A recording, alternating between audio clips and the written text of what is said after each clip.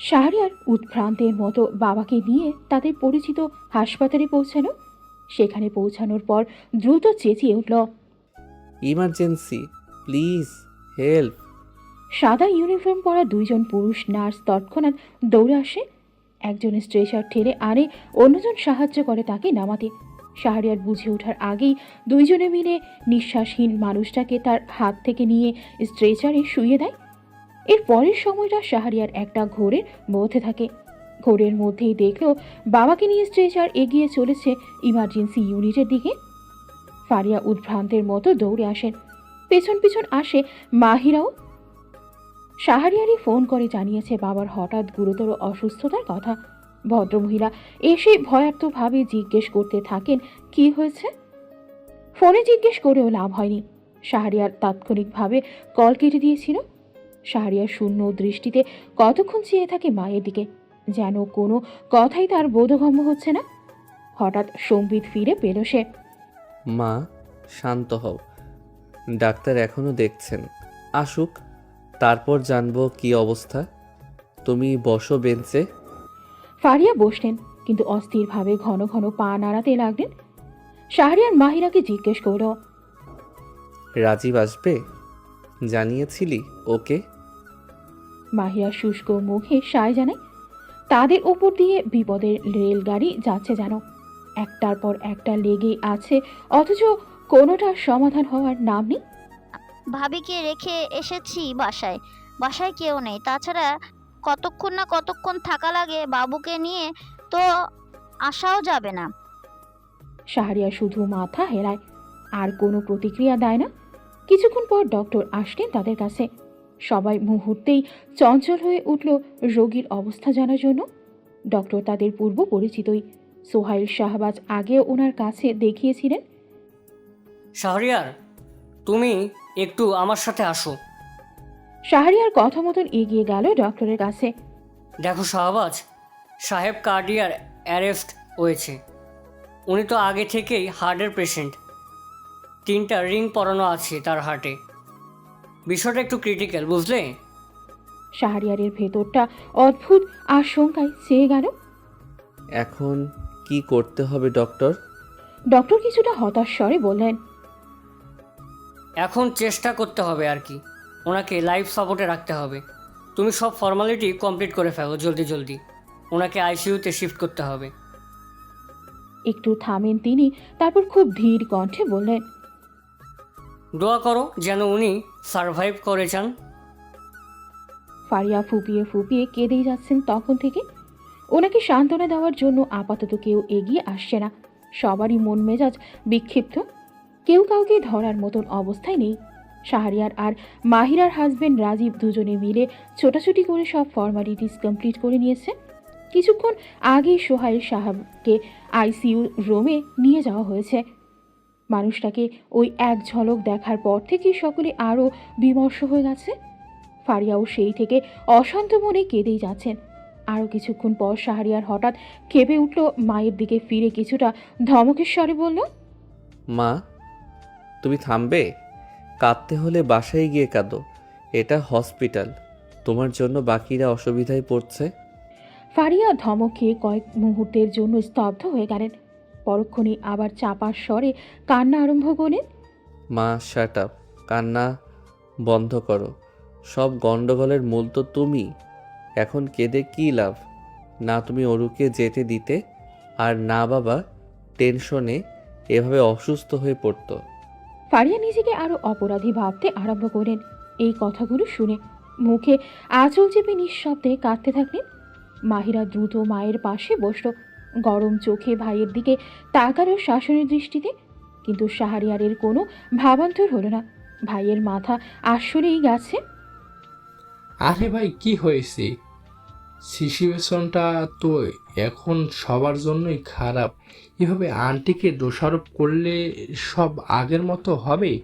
ওনার husband আইসিইউতে, ওনার মনের অবস্থা একবারও না ভেবে এগুলো বলা কি ঠিক হলো তোমার?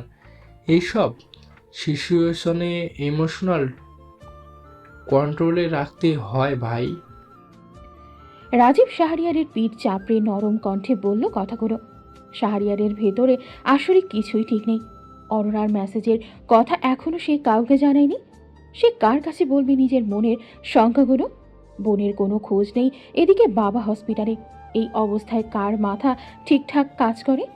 যদি ঘরে অস্থির হয়ে পায়চারি করছে। গত রাতে তার শ্বশুরকে হাসপাতালে নেওয়া হয়েছে। বাসা থেকে যারা গিয়েছে তাদের কেউ এখনো বাসায় আসেনি।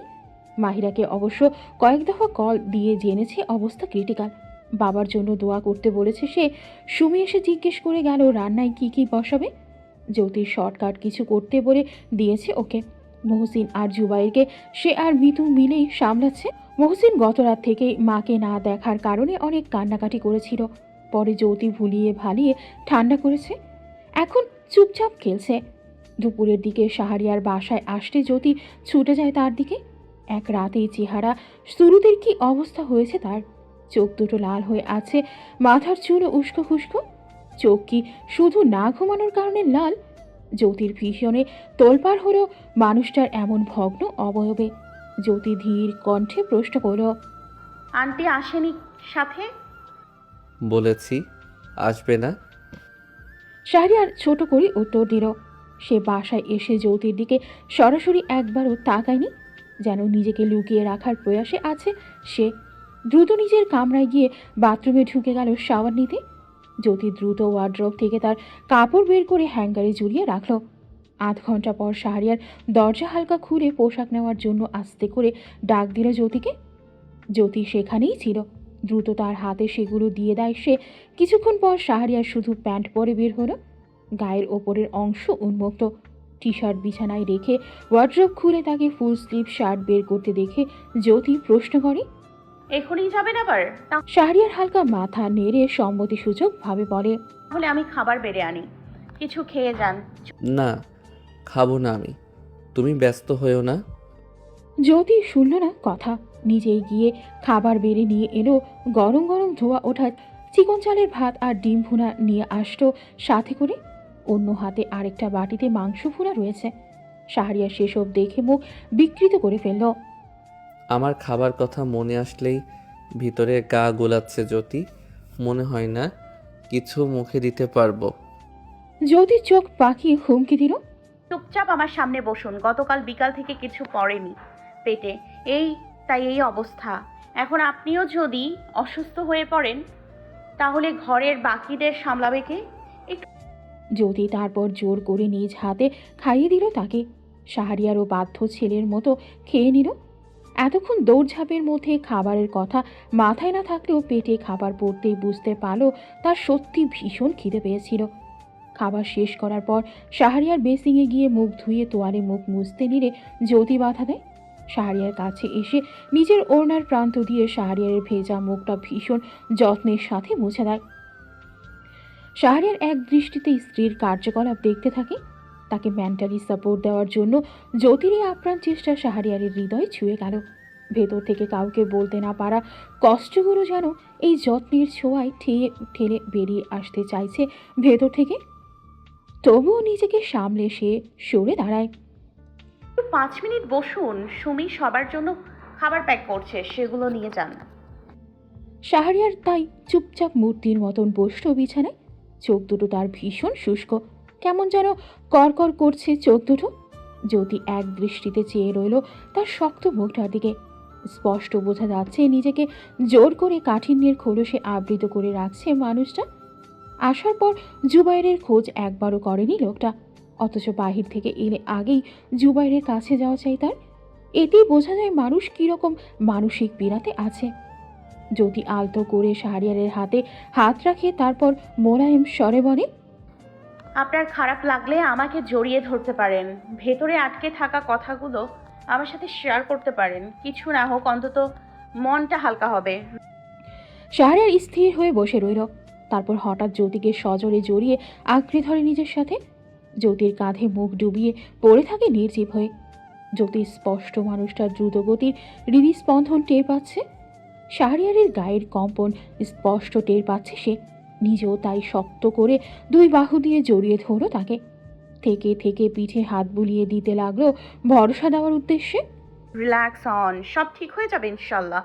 বিপদ আসে আবার চলেও যায়, ভেঙে পড়লে তো হবে না, তাই না?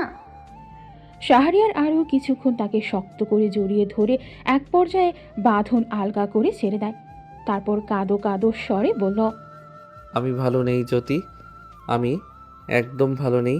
আমার ভিতরে কি চলছে সেটা শুধু আমিই জানি। আমি বলেও বোঝাতে পারবো না তোমাকে। জ্যোতি আদুরের স্বরে বলল, বলার প্রয়োজন নেই, আমি বুঝে নিব। আমার কোলে মাথা রেখে শোবেন কিছুক্ষণ। শাহরিয়ারের ভেতর ইচ্ছে থাকা সত্ত্বেও না করে দিল। সময় নেই, হাসপাতালে যেতে হবে আবার। জ্যোতি কথা বলে চেষ্টা করতে থাকে শাহরিয়ারের মন হালকা করার জন্য। এক পর্যায়ে শাহরিয়ার সত্যিই কিছুটা স্বস্তি বোধ করে। তারপর দ্বিধা দ্বন্দ্বে ভুগে বাবার ফোনটা বের করে অরোরার মেসেজ দেখায় স্ত্রীকে। জ্যোতি মেসেজটা পড়ে স্তব্ধ হয়ে যায়।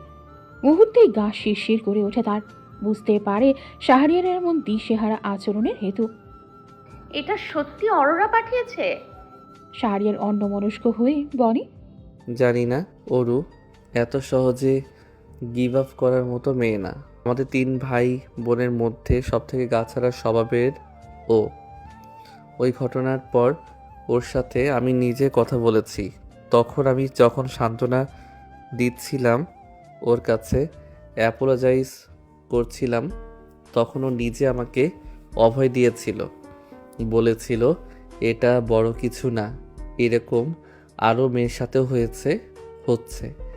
তার হয়তো কিছুটা সময় লাগবে মানিয়ে নিতে, সব ভুলতে, কিন্তু সে পারবে। যেই মেয়ে নিজে এসব বলেছে সেই মেয়ে এই মেসেজ পাঠাবে, এটা বিশ্বাসযোগ্য না। আপনি কি অন্য কিছু সন্দেহ করছেন? শাহরিয়ার কিছুক্ষণ থম মেরে বসে থাকে। তারপর বলে, আমি বাসায় আসার আগে থানা থেকে ঘুরে এসেছি। আমার মনে হচ্ছে ওকে অপহরণ করা হয়েছে। জ্যোতি চোখ কপালে উঠিয়ে বলে, কি? আপনি কাউকে সন্দেহ করছেন? রবিন হারামিটাকে সন্দেহ হচ্ছে আমার। এই ব্যাপারেই কথা বলে এসেছি পুলিশ স্টেশনে। দোয়া করো খারাপ কিছু যেন না হয়। জ্যোতির রবিনের নাম শোনার পর হঠাৎ জান্নাতের কথা মনে পড়ে গেল। উদ্বেগের সাথে বলল, শুনুন, আমি না জান্নাতকে ফোন করেছিলাম, কিন্তু ওর ফোন রিচ আউট হচ্ছে না। আমার কি একবার দেখে আসা উচিত? আসলে ভয় লাগছে। একা বাচ্চা নিয়ে থাকে মেয়েটা। এখন কিভাবে যাবে? এ অবস্থায় বাসায় তো কারো থাকা লাগবে। আচ্ছা, আমি দেখি মাহি আর মাকে বাসায় পাঠাতে পারি কিনা। তারপর সিচুয়েশন বুঝে ড্রাইভার নিয়ে যেও, তবে যাওয়ার আগে অবশ্যই আমাকে জানাবে। জ্যোতি সায় জানায়। শাহরিয়ার আনমনে বলে ওঠে, তোমার কথা শুনে এখন আমারও টেনশন হচ্ছে। আমাদের জন্য মেয়েটা আবার কোনো বিপদে না পড়ে যায়। জ্যোতির মনেও একই চিন্তা ঘুরপাক খাচ্ছে। অরোরা নিখোঁজ হওয়ার পুরো 2 দিন 1 রাত পার হয়ে গিয়েছে। পুলিশ এখনো কিছু বের করতে পারেনি। সোহাইল সাহেবের অবস্থাও ভালো না। 24 ঘন্টা অবজারভেশনে রাখা হয়েছে, কিন্তু ডাক্তার সিওরিটি দিতে পারছে না কোনো। এত সবের কারণে ঘরের পরিস্থিতি একেবারে থমথমে। সর্বত্র যেন মৃত্যুর মতো নীরবতা বিরাজ করছে। শাহরিয়ার ঠেলে ঠুরে ফারিয়া আর মাহিরাকে বাড়িতে পাঠিয়ে দিয়েছে। তাদের প্রয়োজন হলে সে ডাকবে বলে আশ্বস্ত করার পর মাহিরা মাকে নিয়ে শাহবাজ ম্যানশনে ফিরে আসে। তার ছেলেটাও মাকে ছাড়া দীর্ঘক্ষণ আছে। মহসিনেরও তাকে প্রয়োজন। ফারিয়া খাওয়া দাওয়া এক প্রকার ছেড়েই দিলেন। সারাক্ষণ কান্নাকাটির উপরেই আছেন। মাহিরা জোর করে অল্প কিছু খাইয়ে দিতে পারলেও এক পর্যায়ে হাল ছেড়ে দিল। মনে মনে দোয়া করতে থাকলো সব ঠিক হওয়ার। যদি এই পরিস্থিতিতে একাই পুরো বাড়ি সামলাচ্ছে। শাহরিয়ার তো বাসায় আসেই না। কিচেনে রান্না করছিল সে, সুমি সাহায্য করছিল। এমন সময় মাহিরা এসে একটা কেবিনেট ঠেস দিয়ে দাঁড়িয়ে কপাল ডলতে ডলতে হতাশ হয়ে বলল, আমার আর ভালো লাগছে না কিছু, এত এত দুশ্চিন্তা আর নিতে পারছি না আমি। যদি সান্ত্বনা দেওয়ার মতো কোনো বাণী খুঁজে পেল না নিজের অভ্যন্তরে। তাই একটা দীর্ঘশ্বাস ফেললেও মাহিরা মাথা উঁচিয়ে বলল, এখন মাও কিছু খাচ্ছে না, না গেলে কিভাবে হবে বলো তো? পরে প্রেশার লো হয়ে উনিও যদি হাসপাতালে অ্যাডমিট হয় তখন কি হবে? ভাইয়া একা কত দিক সামলাবে? বুঝিও লাভ হচ্ছে না কোনো। জ্যোতি ক্ষীণ কণ্ঠে বলল, তার মানসিক অবস্থাটা একবার চিন্তা করো মাহি। মেয়ে নিখোঁজ, স্বামী হাসপাতালে, এই অবস্থায় কে ঠিক থাকে? আচ্ছা তুমি দুশ্চিন্তা করো না, দেখি আমি কিচেনের কাজগুলো সেরে নিই, তারপর ওনার পাশে বসে একটু বোঝানোর চেষ্টা করব। এভাবে নাও হয় ছেড়ে দিলে তো বিপদের 16 কলা পূর্ণ হবে। হ্যাঁ তাই করো, যদি একটু স্থির হয়। জ্যোতি খাবারের ট্রলি নিয়ে ফারিয়ার রুমে ঢুকলো। ঘর পুরো অন্ধকার করে রেখেছেন উনি। হাতড়ে হাতড়ে সুইচ বোর্ড খুঁজে আলো জ্বালালো সে। দেখলো ফারিয়া বিছানায় গুটিসুটি হয়ে শুয়ে আছে। লাইট জ্বলতেই উনি নড়ে চড়ে উঠলেন। জ্যোতি চুপচাপ ট্রলি একপাশে রেখে ওনার পাশে বসলো। তারপর মোলায়েম কণ্ঠে ডাক দিল, আন্টি, খাবার এনেছি, খেয়ে নিন। ফারিয়া কিছুক্ষণ পর ভাঙা কণ্ঠে উত্তর দিলেন, খাবো না, নিয়ে যাও। এভাবে জোরাজোরি করছো কেন তোমরা? জ্যোতি গেল না, ঠায় বসে রইল সেখানে।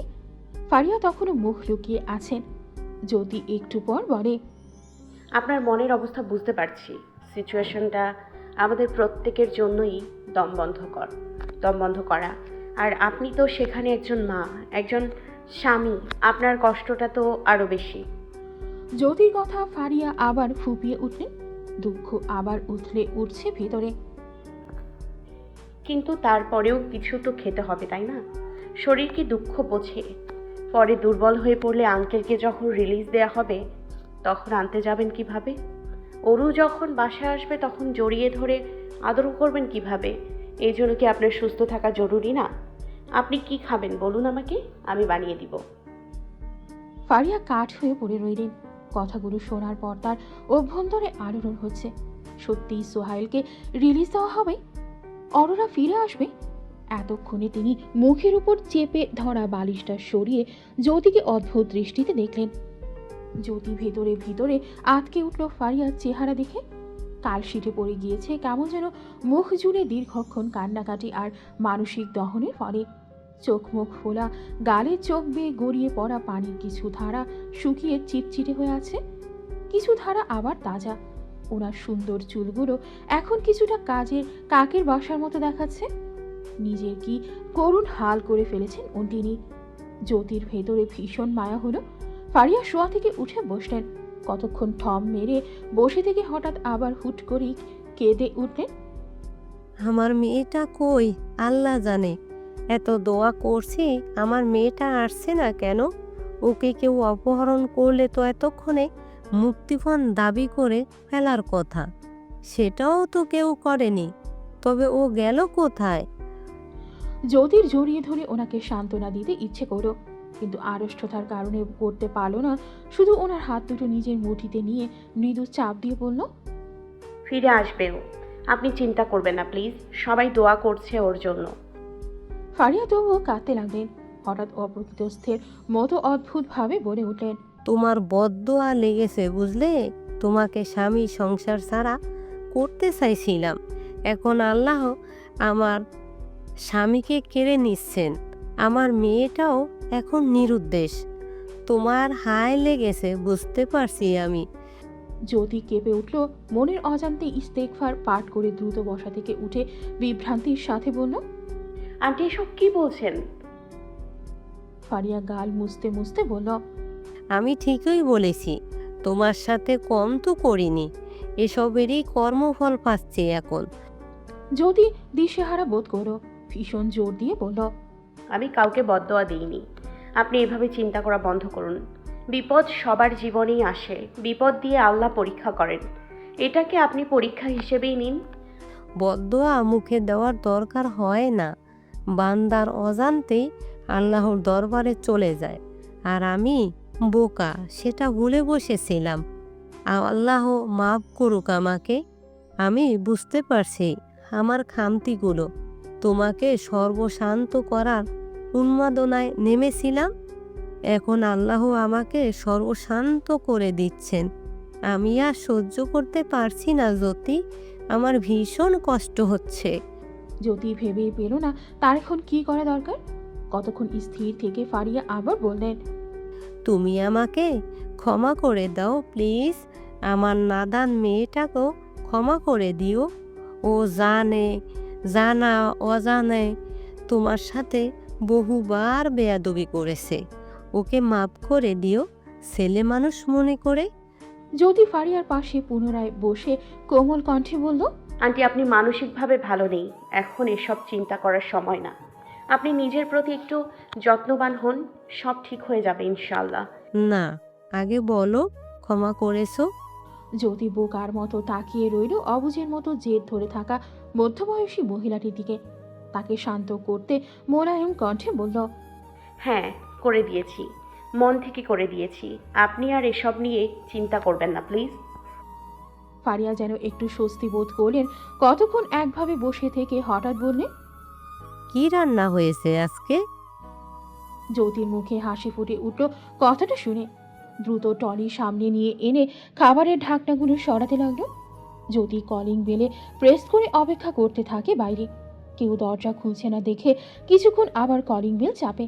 1 মিনিট পর জান্নাতের প্রশ্ন ভেসে আসে ভেতর থেকে, কে? আমি জ্যোতি। বেশ কয়েক মুহূর্ত কেটে যাওয়ার পর জান্নাত থমথমে মুখে দরজা খুলে দেয়।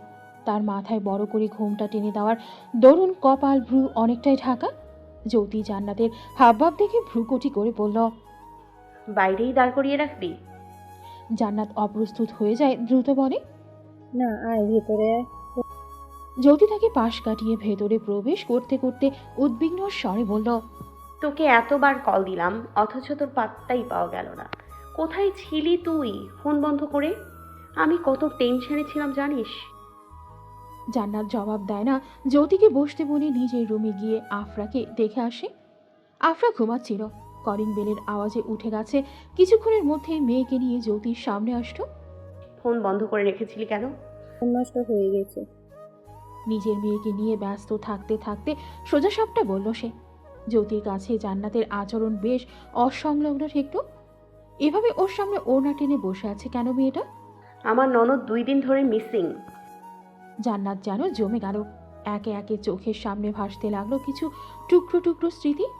কিন্তু তবুও চুপ করে রইল, কোনো প্রশ্ন করলো না জানার জন্য। জান্নাতের হাতে হঠাৎ চোখ পড়তেই জ্যোতির ভ্রু কুঁচকে গেল। বেশ ছড়ানো কালশিটে দাগ পড়ে আছে। হঠাৎ কি মনে হতেই বলল, তুই এভাবে ওড়না পরে আছিস কেন? তোর এমনি। এটা জিজ্ঞেস করার কি আছে? মুখ ভালো করে দেখা যাচ্ছে না, তাই জিজ্ঞেস করছি। জ্যোতি বেশ শীতল কণ্ঠে বলে কথাটা। হঠাৎ জান্নাত কিছু বুঝে ওঠার আগে সে ওড়নাটা টেনে নামিয়ে দিল। পরের দৃশ্যটা দেখে যে সে হতবাক হয়ে গেল একেবারে।